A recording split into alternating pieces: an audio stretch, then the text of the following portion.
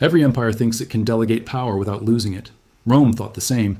It built the greatest tax machine the ancient world had ever seen, and then handed the keys to private companies. The Roman state conquered continents, ruled millions of people, and controlled the Mediterranean like a lake. But in much of its territory, it didn't even collect its own taxes. It outsourced that job to businessmen. On the surface, it looked efficient. The Senate didn't have to create a massive bureaucracy. It didn't have to hire thousands of scribes and accountants. It could keep the state lean, the appearance of virtue intact, and still watch rivers of silver flow into its treasury. For a while, it looked brilliant. Low administrative costs, guaranteed revenue. No need for a huge civil service. And then, slowly, Rome discovered the real price. Because when you outsource your tax system, you're not just outsourcing paperwork. You're outsourcing control. Taxation is not just about money.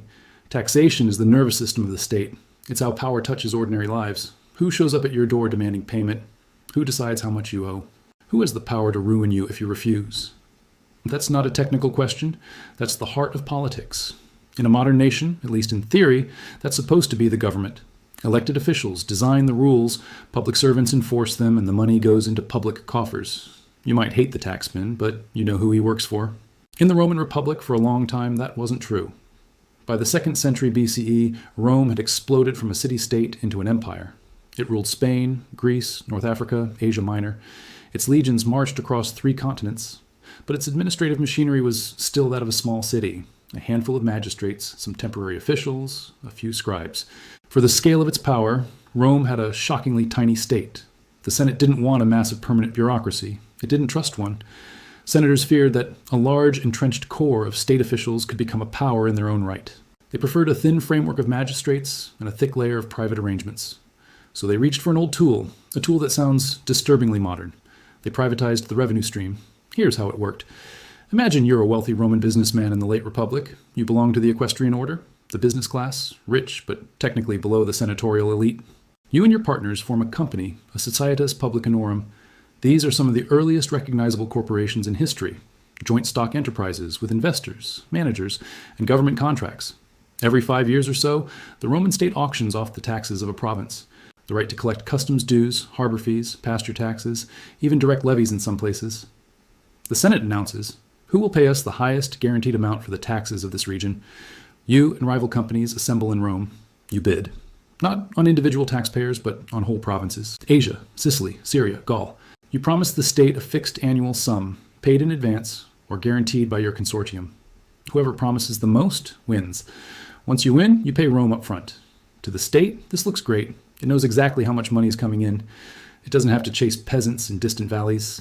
It doesn't have to argue with local elites. It doesn't have to understand the economic reality on the ground. It collects a clean number in Rome and calls that revenue.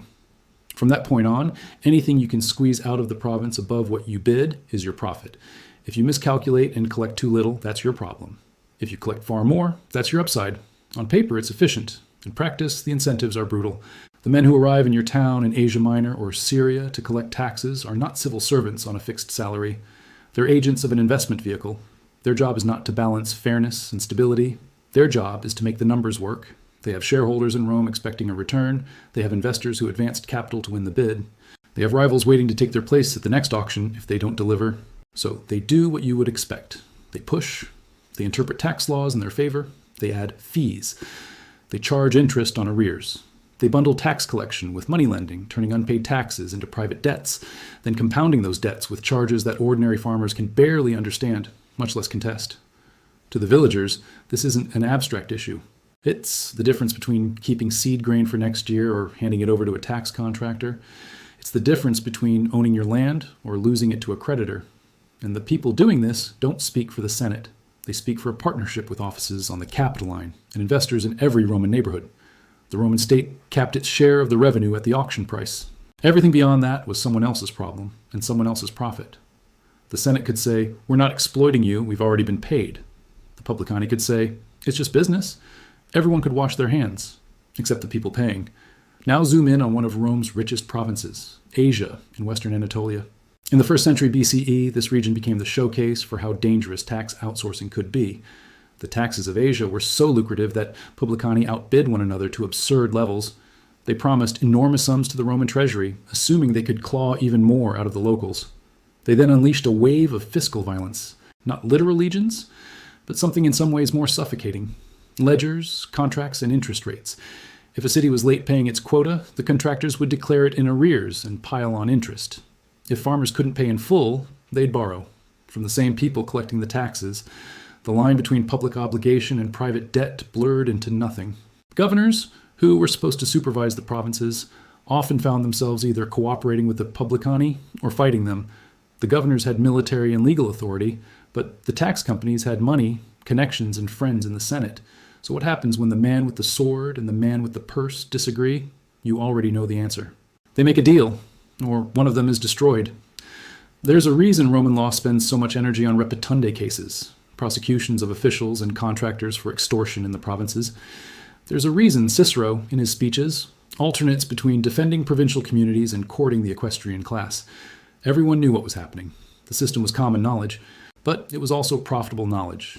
The Republic had created a monster. It had taken one of the most sensitive functions of state power, taxation, and turned it into an asset class.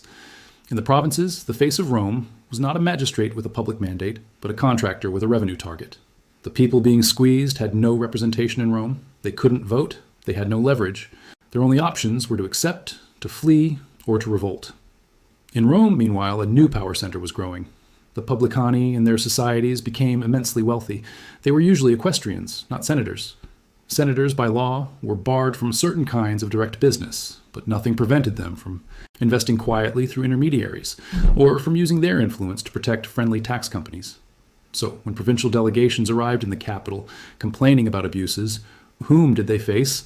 A political class that often had a financial interest in the very system being described. The Republic hadn't just outsourced tax collection, it had created a financial lobby welded directly onto its fiscal system. And then came the feedback loop. Courts that judged extortion cases began to be staffed by jurors from the equestrian order, the same social group that dominated tax farming. It was sold as a reform, a check on senatorial corruption. In practice, it meant that the men judging governors were often tied to the companies that profited from provincial taxation. Now imagine being a governor assigned to Asia. If you tried to crack down on abusive tax practices, you weren't just defending your province. You were threatening powerful investors in Rome who could ruin your career and haul you into court when you came home. The logic was clear. Either you cooperate with the machine or the machine eats you. Rome hadn't lost formal authority. It still passed laws. It still appointed governors.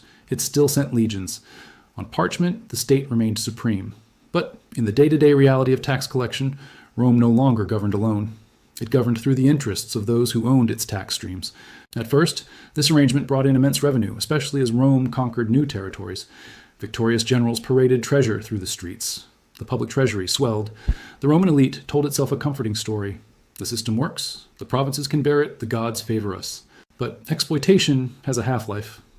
In the province of Asia, the burden became so crushing that even some Romans were alarmed. One general, Lucullus, tried to put a ceiling on interest rates and ease the load on indebted cities. He understood something simple. If you strangle your taxpayers, they stop paying. You can't milk a dead cow. For his trouble, he was attacked relentlessly in Rome. The equestrian lobby painted him as an enemy of business, an incompetent, a man who didn't understand how the empire worked. His political career never recovered. The message was clear. Rome's generals served Rome's investors. It took civil wars and the collapse of the Republic itself to force a deeper change. Julius Caesar, and later Augustus, began to reduce the role of tax farmers in some areas. They introduced more direct forms of taxation. They used local city councils to assess and collect levies. They created a more professional imperial administration. But notice the sequence. Reform didn't come from prudent foresight, it came from crisis. The old system had helped fuel the breakdown of the Republic, political polarization, class conflict, violence. Only after the dust settled did rulers like Augustus start building a more centralized fiscal apparatus. Even then, Rome never fully escaped its habit of relying on private and local intermediaries. It patched, revised, and redistributed the tax burden, but the basic pattern remained. A thin imperial center resting on a thick layer of local elites, collectors, and contractors, all with their own interests. Fast forward a few centuries. By the late 3rd and early 4th centuries CE, the empire was in survival mode. Inflation had ravaged prices. Civil wars had shredded trust. Invasions had torn through frontiers. The state needed more money than ever to pay soldiers and fortify borders, just as its tax base was shrinking.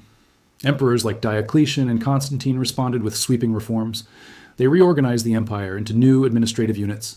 They increased the number of officials. They tried to standardize taxes with systems that tied obligations to land and labor. In many places, taxes were collected in kind, grain for the army, animals for transport, supplies for garrisons. The empire was becoming less a cash machine and more a logistics network, feeding soldiers from fields across its territory. On paper, this looks like the opposite of outsourcing. It looked like a hyper-centralized state. But look at how it worked on the ground. Local city councils, composed of municipal elites, were made collectively responsible for delivering the tax quota. If ordinary people couldn't pay, the council members themselves were supposed to make up the difference. It was a desperate attempt to force local elites to carry the burden of imperial survival. The result was predictable. As the load increased, being a local notable went from privilege to punishment. People dodged council service. They fled cities. They hid their wealth. They tried to attach themselves to powerful landlords or to the church to escape fiscal obligations.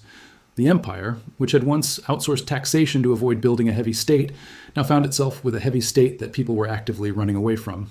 The social contract was gone. Taxation was no longer experienced as a contribution to a shared order, but as a trap. On paper, the emperors had more control than ever. In reality, they were losing it. When the most capable people in your society spend their energy avoiding your tax system instead of cooperating with it, you are not in command. You are merely the last person to realize you've lost the room. So what does any of this have to do with us? More than most modern governments would like you to notice. Rome's story is not just about ancient tax farmers and dusty provinces. It is about what happens when states hand over the most sensitive parts of governance to private actors and then pretend that nothing fundamental has changed. Today, we see softer versions of the same pattern. Governments outsource tax preparation to private companies that profit from complexity, then quietly lose the incentive to simplify the code.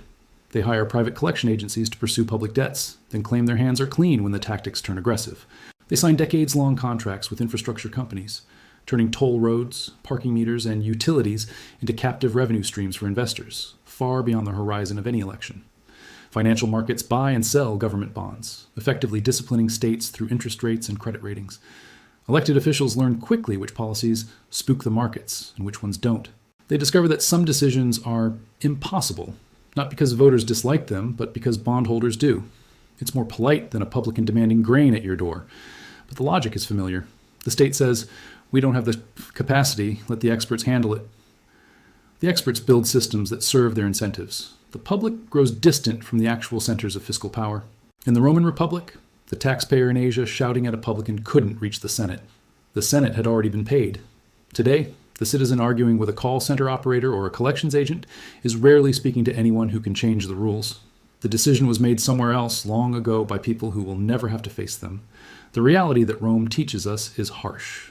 The real danger isn't a few corrupt officials skimming money off the top. That's the comforting story. Easy to condemn, easy to imagine fixing. The deeper danger is when exploitation becomes a system. When laws, institutions, and contracts are designed so that ordinary people deal with private intermediaries for public obligations, and the pain those intermediaries cause never quite reaches the desks where the laws are written. Rome outsourced its taxation because it wanted efficiency without responsibility. It wanted revenue without the mess of direct rule. It wanted to project power without building the infrastructure of a modern state. For a while, it worked. Then it hollowed the system out from within. The empire that first industrialized tax farming thought it was being clever, lean, pragmatic, realistic. It didn't realize that every auction of a provincial tax stream was also an auction of a piece of its own sovereignty. Every time it told a businessman, you collect in our name, it trained its subjects to see Rome not as a community, but as a brand slapped on someone else's profit motive. Every empire swears its systems are different. Every empire insists its arrangements are under control. Rome shows us what it looks like when a state forgets a simple truth. If you don't control how you take money from your people, you don't really govern them. You just rent the appearance of power to whoever can afford the franchise. If this gave you a new perspective, hit subscribe. History has the answers. I'll show you where to look.